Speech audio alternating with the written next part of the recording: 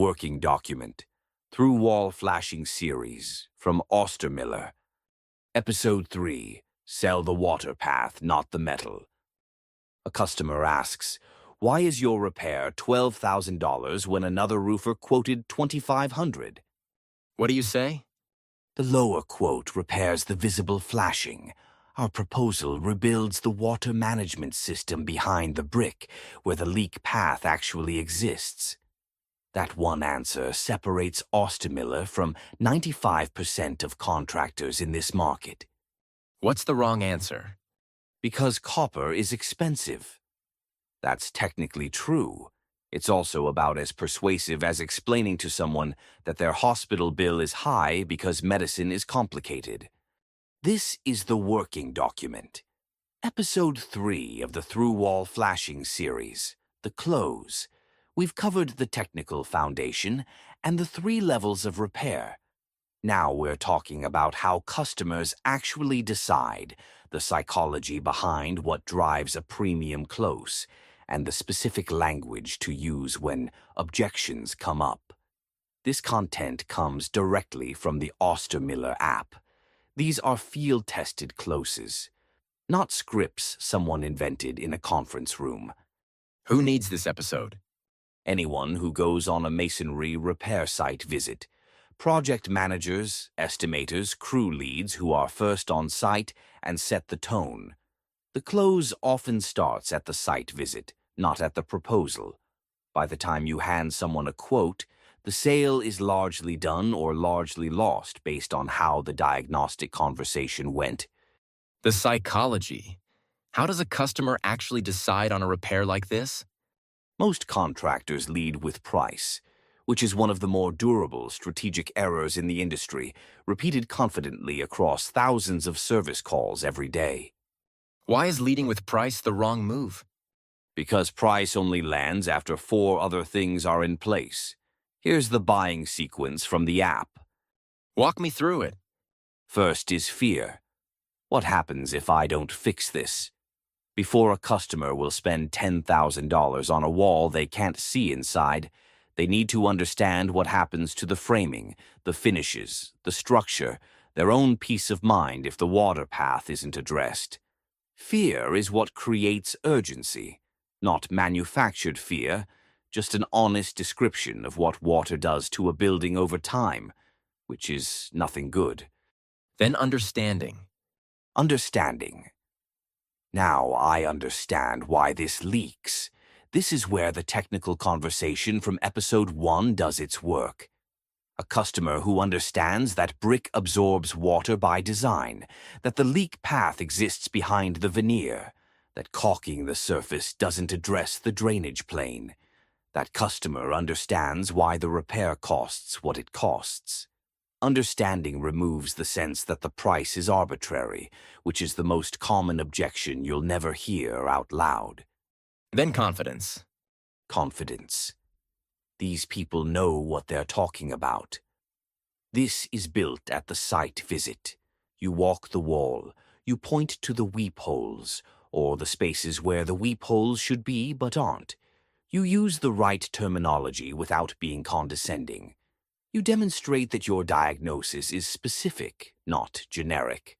Customers can feel the difference between, yeah, this flashing is bad, and the water is entering the cavity at the first course, and the WRB has no lap over the base flashing. One sounds like every other contractor. The other sounds like someone who has actually looked at the wall. Then trust. Trust. They're not just trying to sell me the expensive option. This is where presenting level 1 honestly earns its keep. When you explain the maintenance option and clearly state its limitations, the customer registers that you're not pushing the most expensive repair for its own sake. That's a trust signal that most contractors accidentally skip by leading with the big number. And price is last. Price only lands after fear, understanding, confidence, and trust.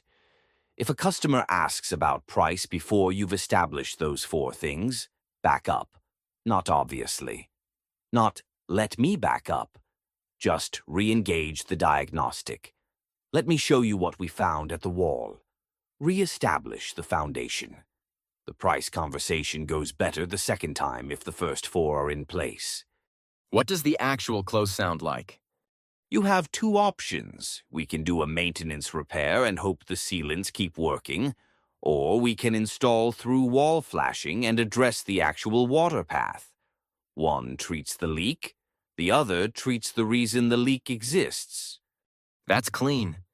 It's clean because it doesn't attack anybody, it doesn't produce anxiety, and it puts the decision clearly in the customer's hands. One treats the symptom, the other treats the cause.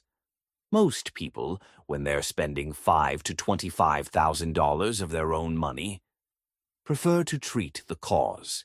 The ones who prefer to treat the symptom and have been clearly told it's a temporary measure are still your customer, just at a different level. And the customer who picks the maintenance option after hearing the full explanation? You respect that, document it, and deliver excellent work at level 1. If it holds, they tell someone. If it doesn't hold, they come back to you, because you were honest, rather than going somewhere else. Objections. Most common first. The other contractor is cheaper. That's completely possible. Different contractors may be addressing different parts of the problem. The important question is whether they're repairing the symptom or addressing the water path. You're not going after the competitor. Never attack competitors. The app is explicit. Stay factual. Never blame other trades. You're not competing against that contractor. You're offering a different scope.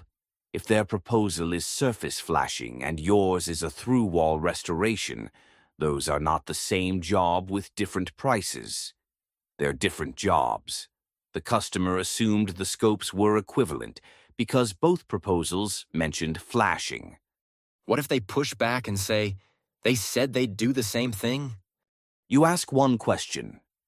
Did their proposal include removing masonry courses and tying the flashing into the WRB behind the veneer?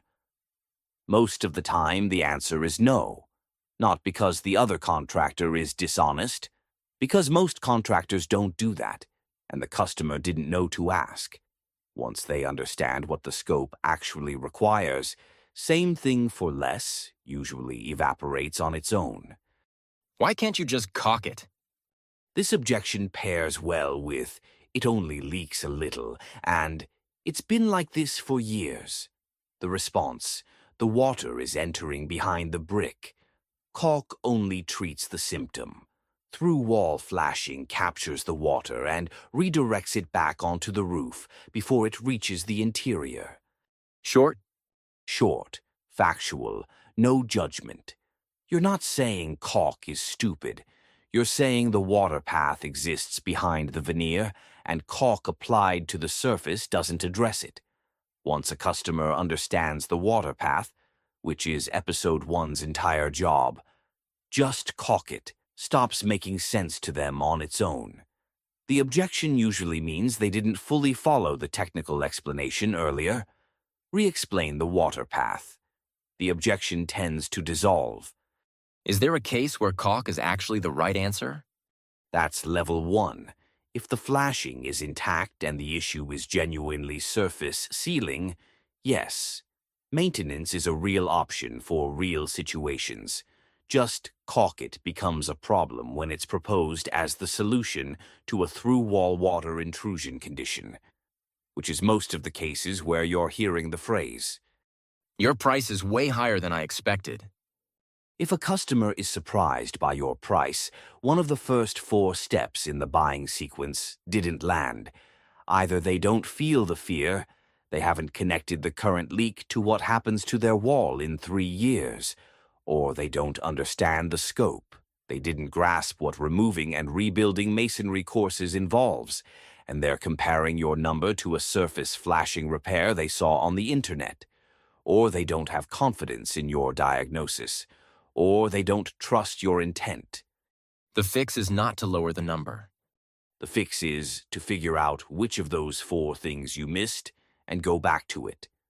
Re-engage the diagnostic. Show them the site photos again. Walk them back through the water path. The reason this costs what it costs is because we're removing masonry, tying the flashing into the drainage plane, and rebuilding. That's a different scope than replacing surface flashing.